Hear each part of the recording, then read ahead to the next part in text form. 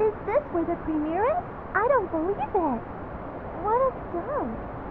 They usually go to one of those big, beautiful theaters downtown for the premieres of all the new blockbusters.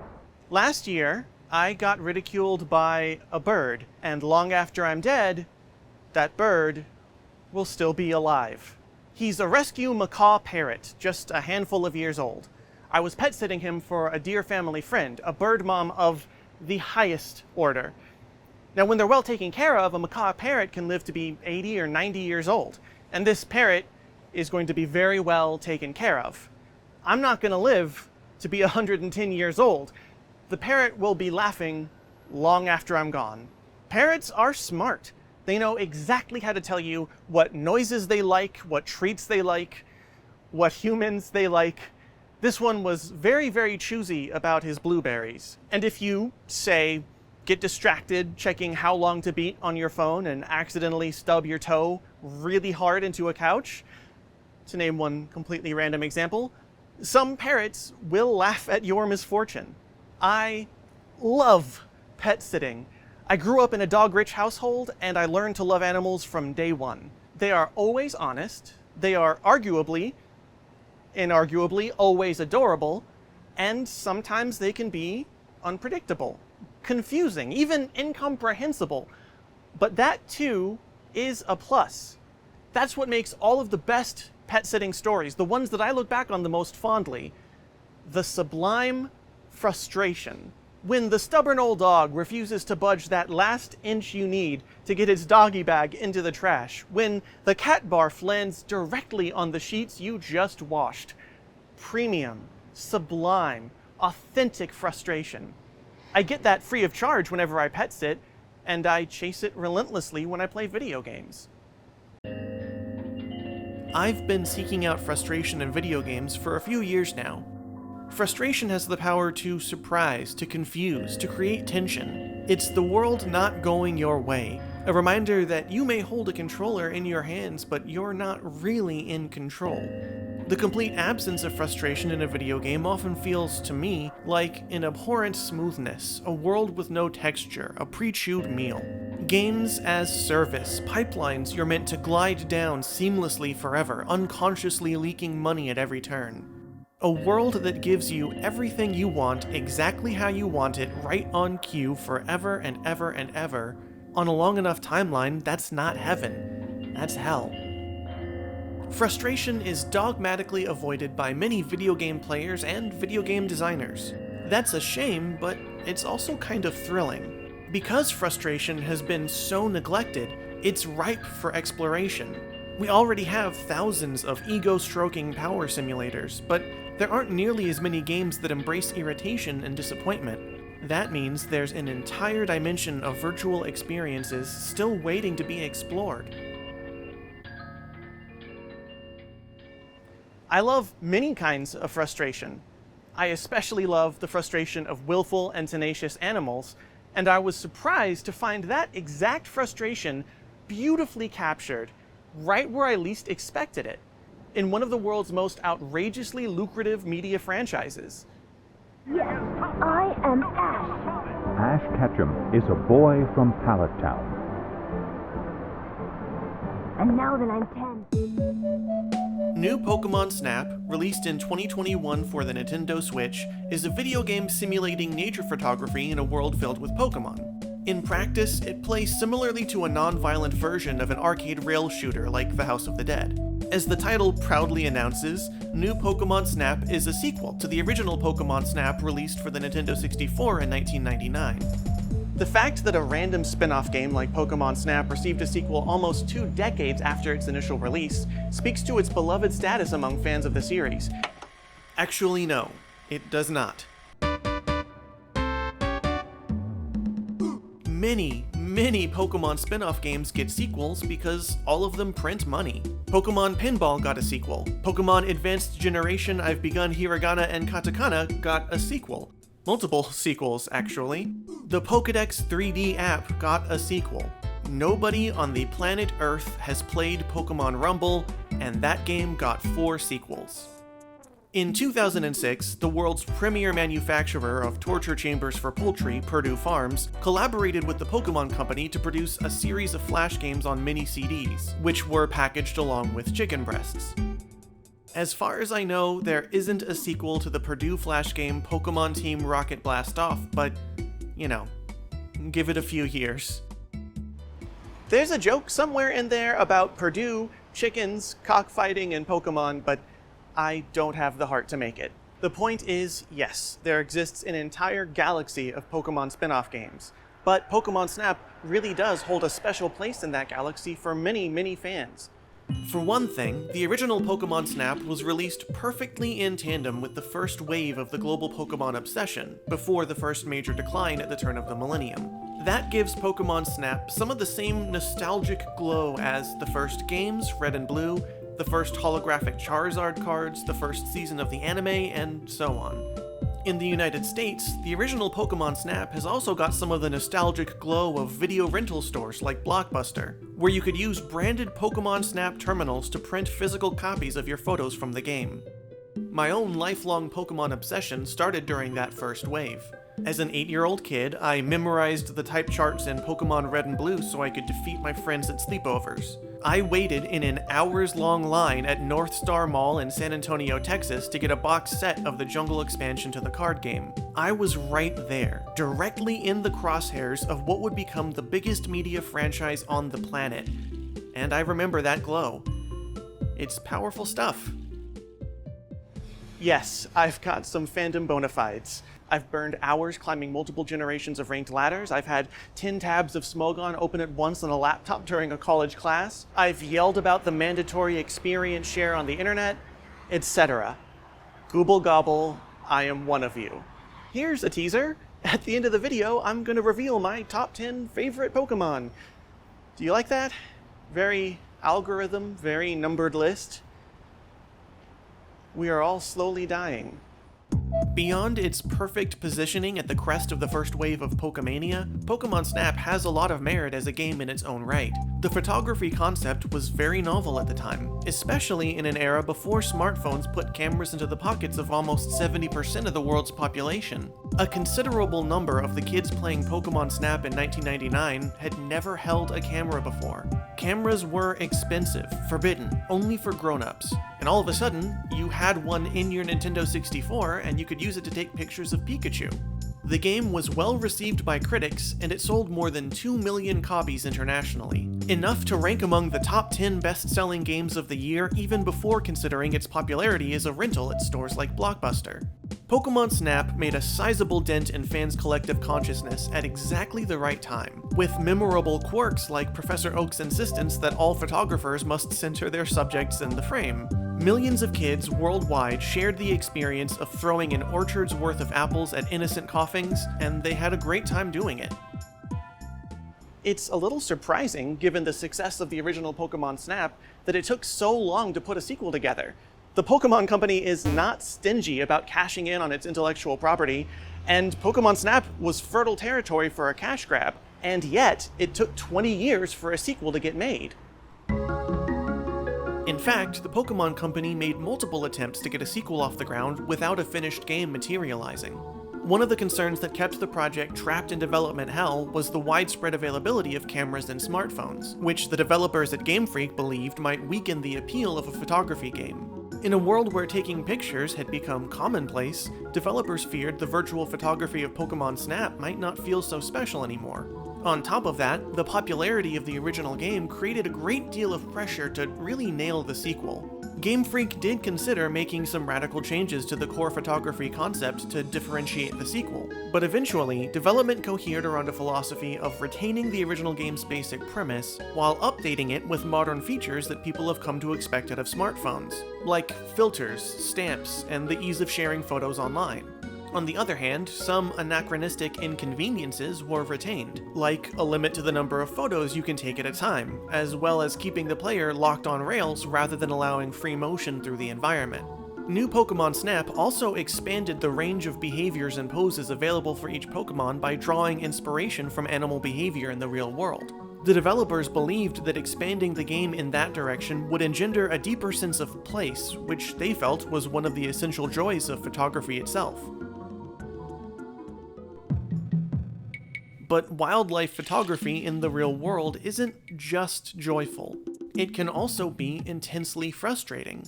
Sometimes, a beautiful bird flies out of the frame a photographer has been carefully setting up for 10 minutes. Sometimes the wind blows trash smack dab in the middle of a perfect scene. Sometimes it's only hours after the perfect moment strikes that a photographer realizes they had the shutter speed wrong. It can be a frustrating endeavor, and New Pokemon Snap captures that side of photography too. I actually asked some wildlife photographers online what annoyed them, and the most common answer by far was other human beings running up and scaring away the animals. So let's all be a little mindful, yeah? I want to explain to you the various ways that New Pokemon Snap uses frustration. That's what this video is about. But I don't think I can go straight there, not yet. First, I need to introduce you to some flavors. Is it because the moonstone fell from the heavens? Then maybe the legends are true. Maybe the moonstone really did come from space. One of my favorite critics of interactive design is a game designer himself, a man named Bennett Foddy. The loudest engines in the world. You know what? All right, let's try this again. One of my favorite critics of interactive design is a video game designer himself, a man named Bennett Foddy. For some of you, that name probably rings a bell. If you're an absolute freak, like me, then you might remember that he designed the interstellar dogfighting in Universal Paperclips. But if the name Bennett Foddy is giving you a ringing ache deep between your eyes, you probably remember him from composing one of the best-known symphonies of mass frustration in the history of video games. His game, Getting Over It. No! No! What's happening? No! So you got This thing that we call failure. The level of control. Yeah! Oh hey, he also played bass guitar for the first Cut Copy album. That's neat. Before releasing Getting Over It, Foddy wrote an excellent essay titled 11 Flavors of Frustration, in which he identified a curated selection of the raw physiological experiences provoked by failures and mishaps in gaming. Foddy places the frustration of being forced to start over from the beginning of a level at the pit of the stomach, whereas a glacially paced game might inflict itself as a cramp in the lower bowel. On the experience of wandering deep into pointless empty space in Dragon Quest VIII, Foddy wrote, "This is a more intense frustration than simply starting over. In these frustrations you are forced to effortfully undo all of your progress, brick by brick. You don't feel it in your stomach, you feel it in your head, like a sour pressure just behind your nose or at the roof of your mouth. It is the frustration of an unwelcome lesson, hard experience telling you to stay inside your box." In his essay, Foddy also confesses the temptation he feels as a designer to frustrate certain players in the exact ways they're worst equipped to handle, like making adults feel incompetent. He also chides American designers for avoiding ties and draws in their competitive games on the grounds that a tie feels unsatisfying. To Foddy, the fact that a tie feels unsatisfying is exactly why ties ought to be part of the experience.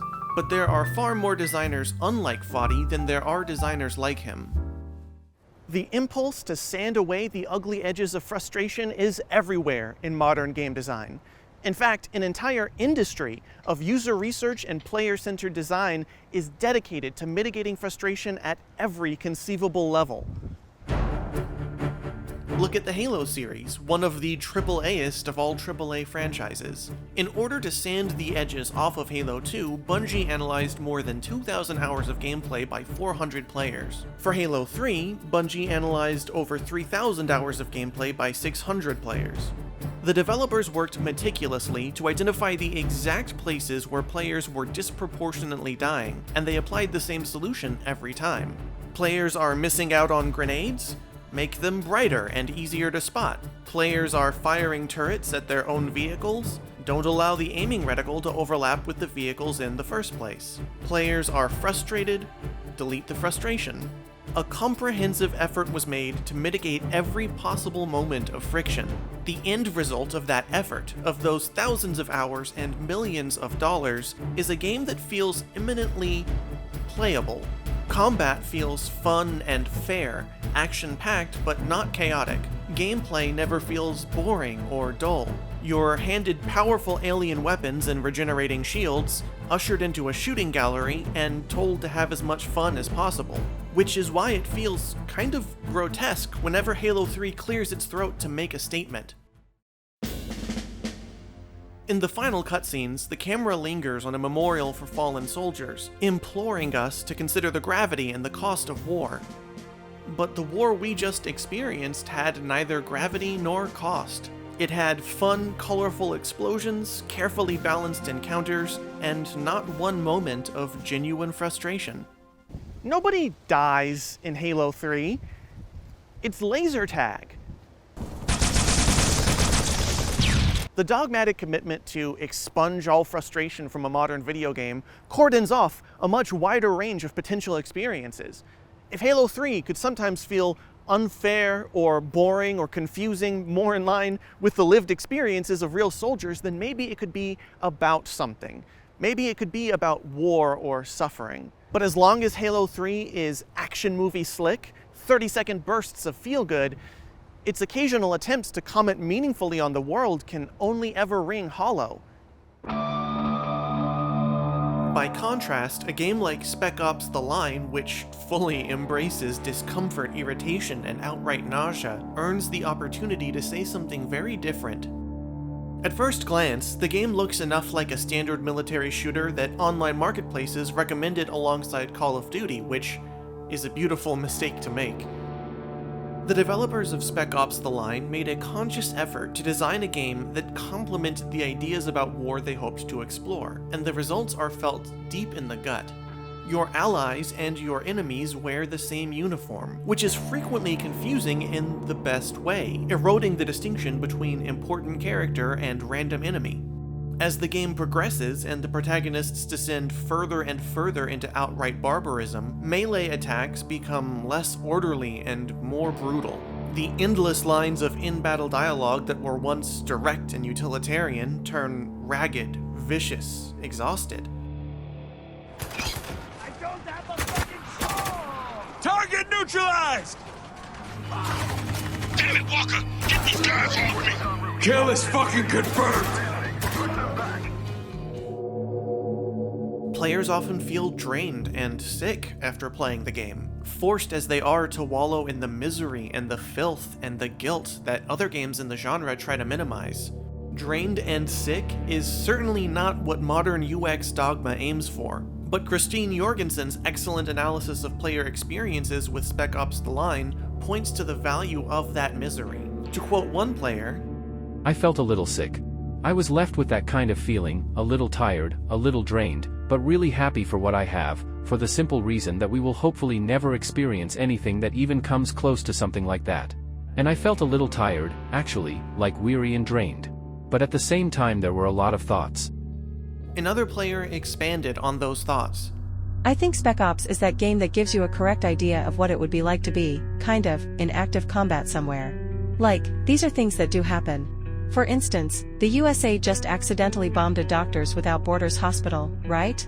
So the whole situation here is based on many similar situations that have taken place in active warfare, and it's uncomfortable because it is correct, I think." There's encouraging evidence that experiencing sincere and uncomfortable feelings of guilt in an interactive experience can engender moral sensitivity and personal growth. But that begs the question of what we engender when we strip those uncomfortable feelings from graphic, realistic depictions of war and conflict. For some, in the context of video games, this entire line of thinking might seem strange, but it's well-trodden ground in most other media. Creators in many different fields have recognized that it's frustration, tension, rupture, and confrontation that are most effective at agitating an audience, at spurring them to consider the world around them more deeply, and even to potentially take real concrete action. Frustration and complacency are enemies, diametrically opposed. A game completely devoid of the bitter taste of frustration will always run the risk of inculcating complacency in its audience. Okay, now we just remind people it's a Pokemon video so that they don't click away. That'll do it. A Firestone will make it a Flareon! With a blazing flame attack released from its internal fire sac. The ability to comment meaningfully on misery and war is only one of the wonderful things you unlock when you embrace the storytelling potential of frustration. Every flavor of frustration is on the table. Sometimes frustration belongs to a soldier fighting through a sandstorm in Dubai. Other times, it belongs to a regular guy doodling the absolute cutest shit you have ever seen. If you don't already know about Katamari Damacy, giddy up.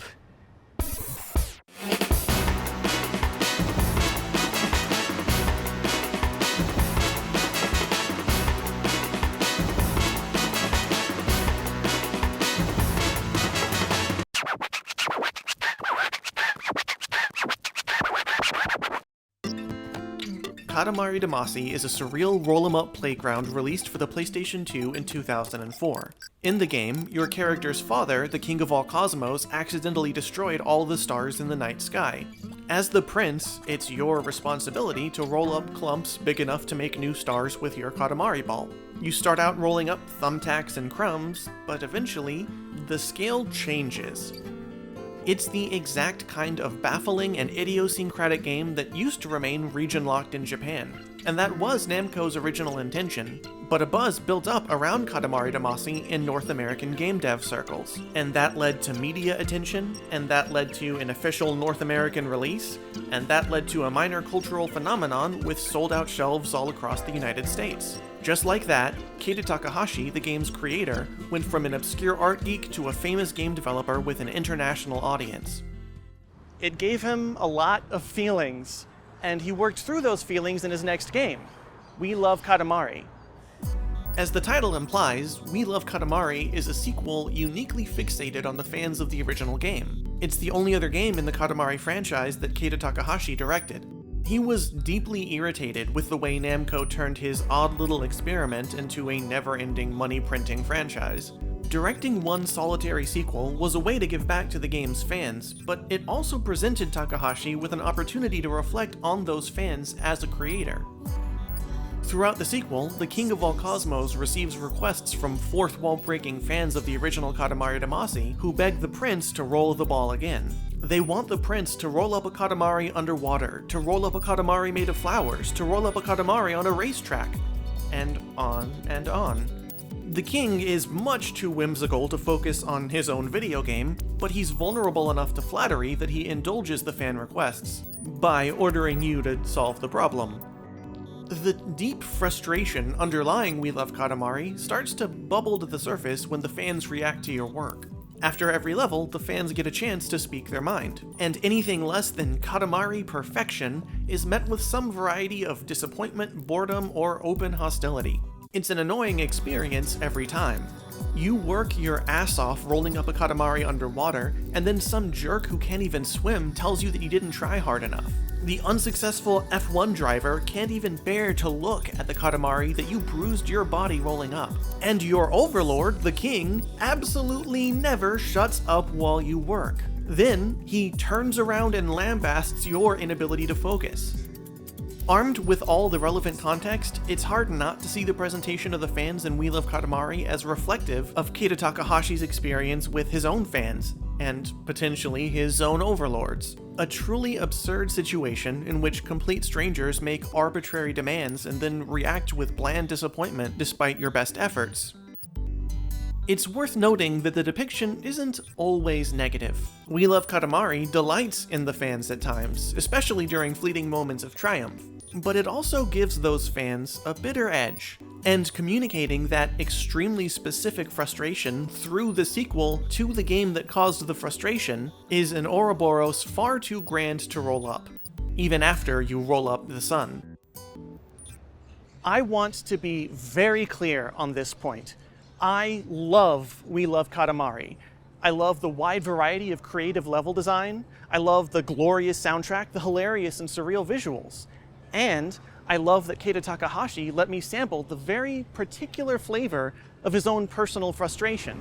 It's a strange blend of irritation and gratitude that could only have been communicated so vividly and precisely by a honking car. A beautiful honking car. It's a strange blend of irritation and gratitude that could only have been communicated so precisely and so vividly in an interactive medium, in a medium that lets the story and the frustration happen to you. And if Keita Takahashi had sanded off all those rough edges, he wouldn't have been able to give us that glimpse into his soul. Speaking of his soul,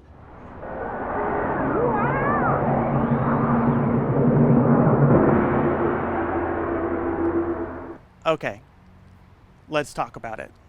In any conversation about frustrating video games, there is one series that is bound to come up. A lot of you have probably been waiting impatiently for me to mention it in this video. And it's a series that I love dearly, one that kindled my interest in simulated frustration. So let's finally talk about it. Let's talk about the gaping dragon in the room. Let's finally talk about... Koro Q Wonderful is a 1999 car PG for the Sony PlayStation depicting the hazards of trophy maintenance. You play as... Okay. No. Okay.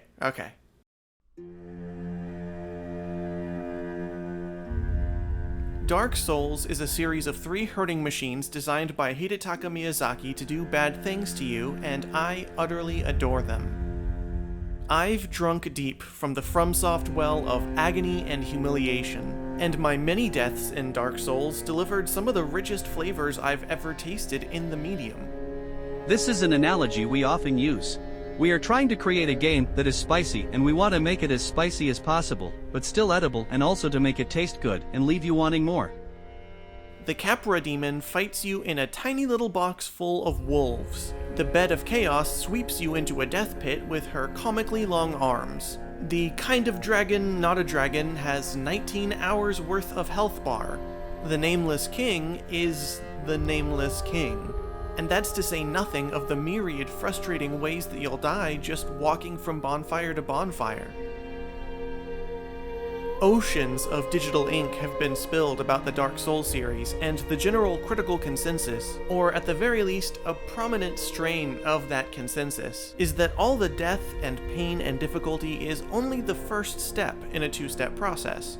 By this line of thinking, your failures are supposed to compound tension over and over again, building up into a kind of euphoric release when you finally conquer whatever beast it is that's been making a fool of you. There's pain, yes, but the pain is merely a setup to a much greater payoff.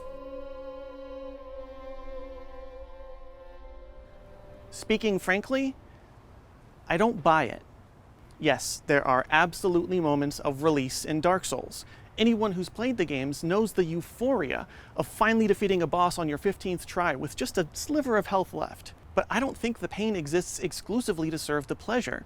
I'm not convinced that the agony in Dark Souls is only there to heighten the sense of accomplishment and satisfaction you feel later on. I think sometimes the agony can be an end unto itself.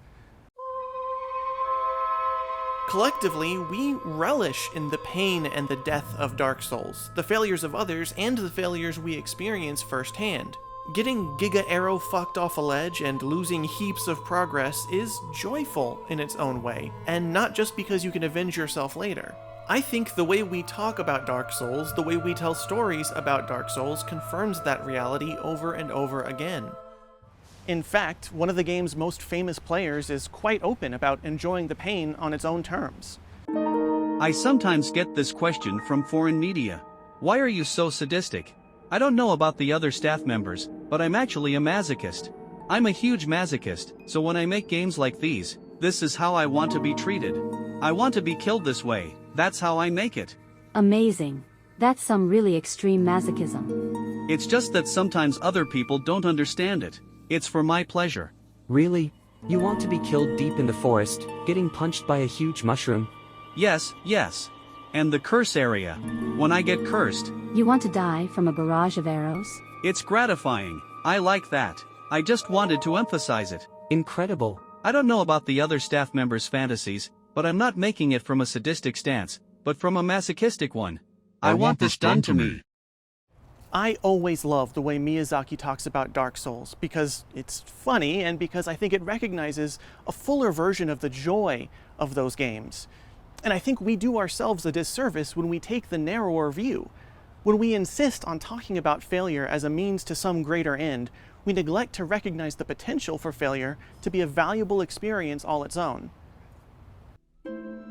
I'm struggling through a maze of lethal traps guarded by deadly snake warriors who lurk around every corner. I've tried and failed to clear this dungeon 10 times already, but with great effort and focus, I'm doing well on the 11th attempt, surviving further into the maze than I ever have before.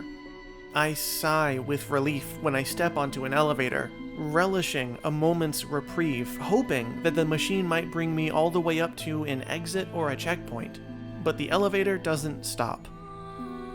It lifts me up to a spike trap, and I'm instantly killed. Deep down, I want to laugh because the whole situation has the shape of a joke. A great joke, even. But I'm too angry.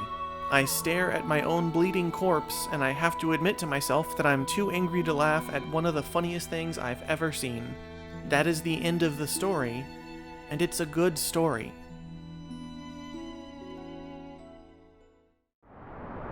Jigglypuff, a balloon Pokemon. It has large, friendly eyes, and it sings a pleasant song.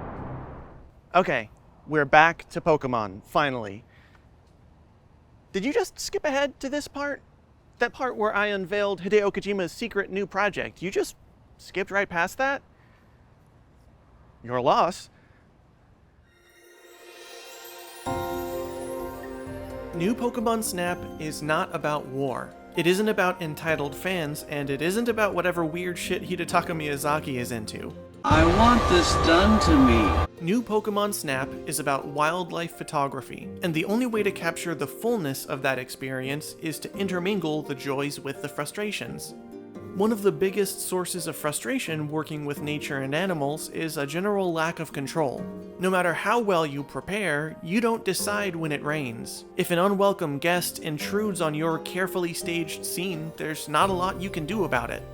And even when everything else goes perfectly, animals are still liable to just do whatever they feel like, chase whatever passing fancy catches their attention.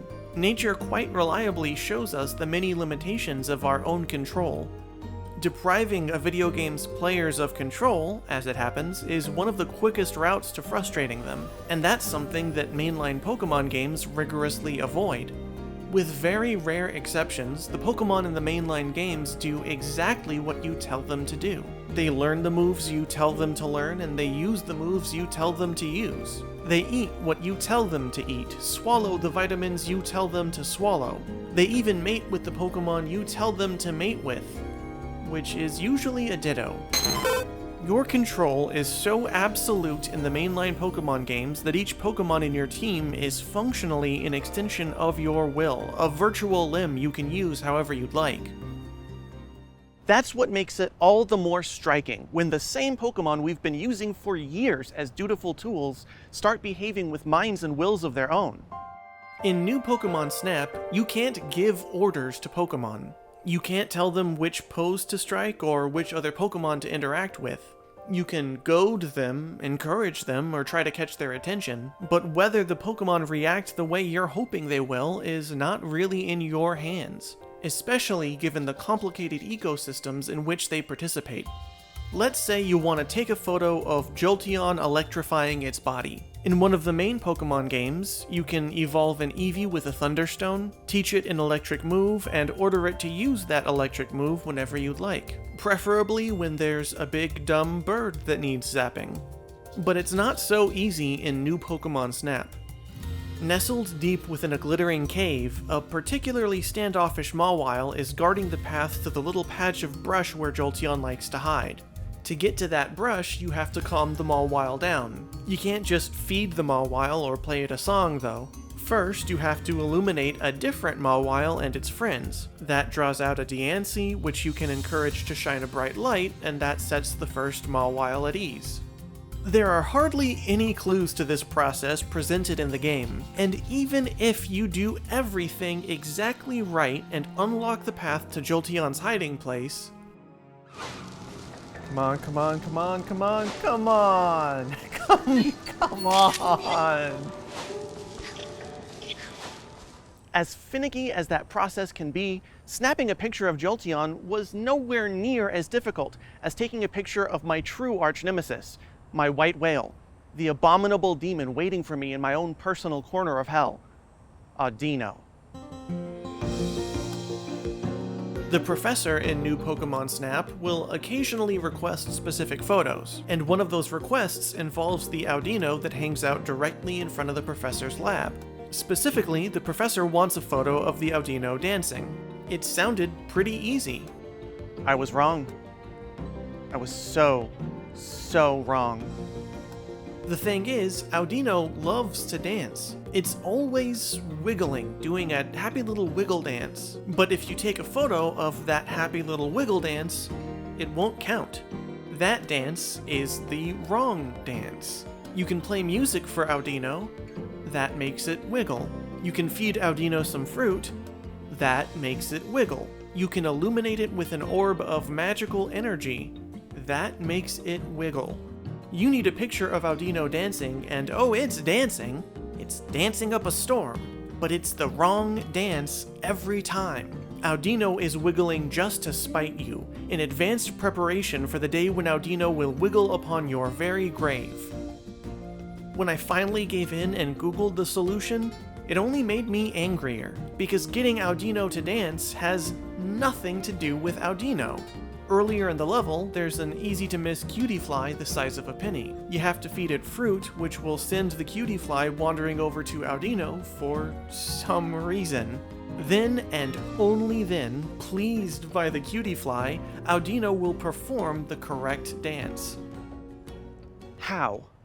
Why? Why, Game Freak? Why and how? Aside from torturing my weary soul, the Audino debacle illustrates the way that complex interactions between the Pokemon in New Pokemon Snap build a sense of ecology that eludes convenient player control.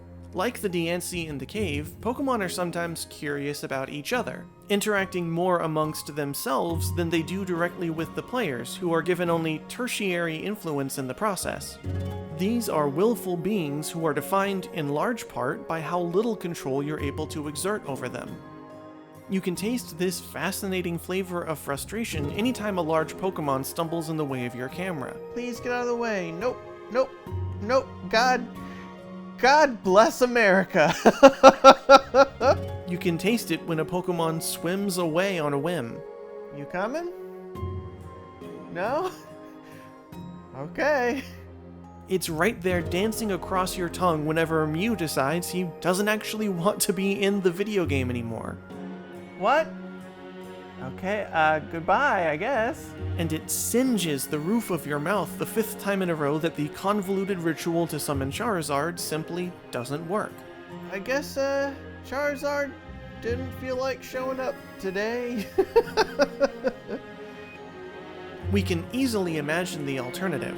We can imagine the UX-tested Bungie version of New Pokemon Snap, where Pokemon carefully line up and avoid standing in each other's way, where every photo opportunity is waypointed and carefully explained, where the world reacts to your every command with dutiful urgency. I imagine it would feel something like a curated amusement park ride, where canned amazement is presented promptly on cue. And there might be some value and interest in an experience like that. But there's one thing that the theme park version of New Pokemon Snap could never truly be about: wildlife photography. Some of the ways New Pokemon Snap captures the feeling of wildlife photography are counterintuitive but very effective. For one thing, wildlife photographers in the real world aren't stuck on a rail track.